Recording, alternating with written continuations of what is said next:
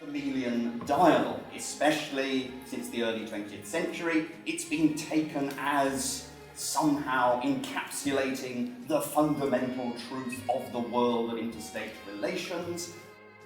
If we look at this as a bit of drama, what happens if we think about the interaction between these two parties? What happens if we shift our sympathies backwards and forwards? What happens if the lines or versions of them are spoken in different ways? And that's the inspiration for this.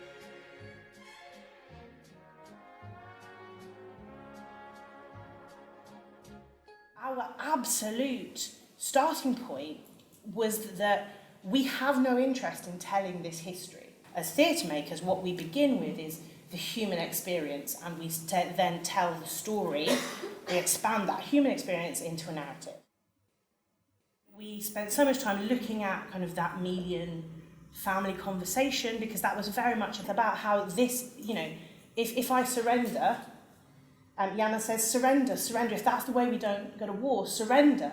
And she says, well, it's not that easy, because this life that you like, with your £500,000 on parties, we rich oligarchs, this life is what is at stake in that. And that's it for us. Do you think that this life just happens? If I surrender, then it's over. No more power, no more money, no more of your fancy parties. I don't care. Oh, really? Because you were happy to spend £500,000 on your birthday party last year. Don't you put that on me. They are oligarchs, they are the toffs. And the Athenians, are also toffs, but they're toffs that are pretending to democracy and bad democracy. So we now have sympathy with them, but actually in our room, we didn't feel like the Athenians were the people that we automatically had sympathy with.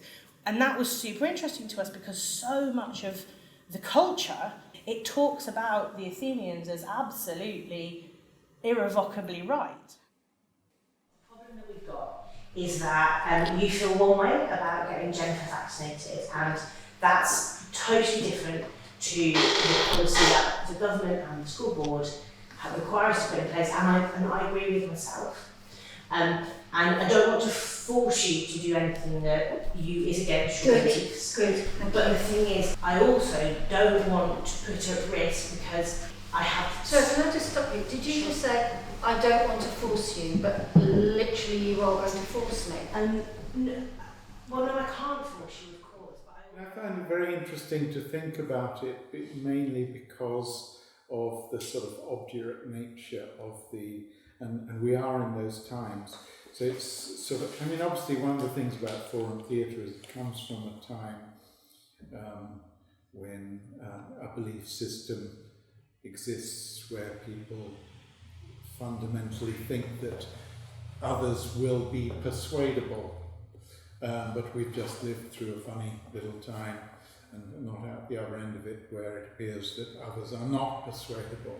So it's interesting to think of forum in that context. So what can we then do? If we can't win the argument, what can we then do in these situations where we find ourselves with? The interesting narrative is not, there was a war, lots of people died, then there was another war and the baddies got walloped. That, we've heard that story.